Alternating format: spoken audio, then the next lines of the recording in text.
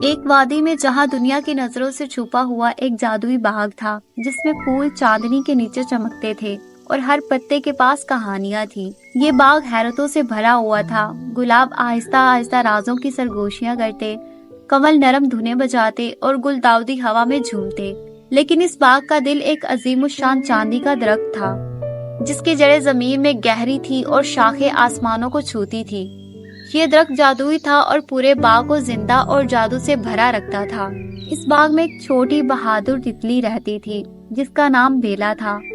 اس کے رنگ برنگے پروں سے روشنی نکلتی تھی اور اس کی بہادری کی کہانیاں سبھی جانتے تھے۔ بیلا کو اپنا باغ بے حد عزیز تھا۔ وہ ہر روز جادوئی پھولوں پر بیٹھ کر ان کا رس پیتی اور اپنے دوستوں، پرندوں اور شہد کی مکھیوں کے ساتھ باتیں کرتی۔ لیکن اسے ہمیشہ یہ محسوس ہوتا کہ اس نے اپنے پیارے باغ کے لیے کچھ بڑا کرنا ہے۔ ایک دن باغ کے اوپر ایک سیاہ بادل منڈلانے لگا۔ یہ کوئی عام بادل نہیں تھا، بلکہ ایک بدکار جادوگرنی کا تھا، جو باغ کی جادوئی توانائی کو چرانا چاہتی تھی۔ آہستہ آہستہ پھولوں کی چمک مدھم ہونے لگی، پتوں کا رنگ سرمئی ہو گیا اور یہاں تک کہ چاندی کا درخت بھی مرجھانے لگا۔ بیلا اور دیگر مخلوقات خوفزدہ تھی اور انہیں سمجھ نہیں آ رہا تھا کہ وہ اپنے گھر کو کیسے بچائے۔ چاندی کے درخت پر بیٹھے ہوئے ایک قدیم عقل مند الو نے کہا، صرف ایک بہادر دل ہی اس کا علاج تلاش کر سکتا ہے۔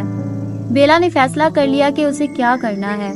وہ اپنے چھوٹے پر پھڑپھڑاتے ہوئے الو کے پاس پہنچی اور کہا، مجھے بتاؤ کہ کیا کرنا ہے۔ میں اپنے باغ کو بچانے کے لیے تیار ہوں، چاہے اس میں کتنی ہی مشکل کیوں نہ ہو۔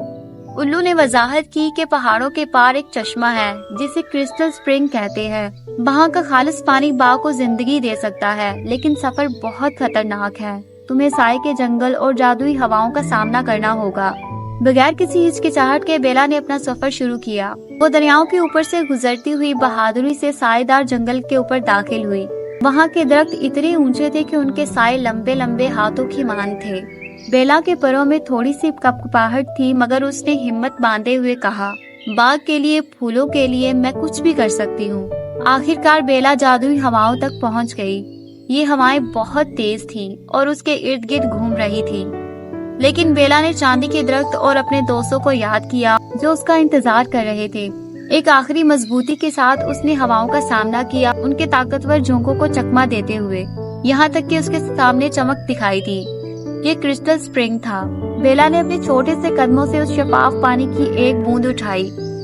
وہ تھکی ہوئی تھی، لیکن اس کا دل امید سے بھرا ہوا تھا۔ جب وہ باغ میں واپس پہنچی تو اس نے بڑی احتیاط سے پانی کی بوند کو چاندی کے درخت کی جڑوں پر گرایا۔ ایسا کرتے ہی جادو ہر طرف پھیل گیا۔ چاندی کا درخت دوبارہ چمکنے لگا، اس کے پتے دوبارہ زندہ اور تازہ ہو گئے۔ پھولوں نے اپنی روشنیاں دوبارہ پائی اور باغ میں خوشی کی لہر دوڑ گئی۔ بیلا کی بہادری نے سب کو بچا لیا تھا۔ جادوئی باغ کی سبھی مخلوقات نے بیلا کا جشن منایا، اپنی بہادر تتلی کو ہیرو کی خراج تحسین پیش کی، اور چاندی کا درخت پہلے سے زیادہ خوبصورت ہو گیا۔ بیلا جانتی تھی کہ کوئی چاہے کتنا ہی چھوٹا کیوں نہ ہو، لیکن ایک بہادر دل بڑا فرق لا سکتا ہے۔ اور اس دن کے بعد جادوئی باغ ہمیشہ کے لیے محفوظ رہا، اور بیلا کے پروں کے نیچے اس کی جادوئی چمک ہمیشہ برقرار رہی۔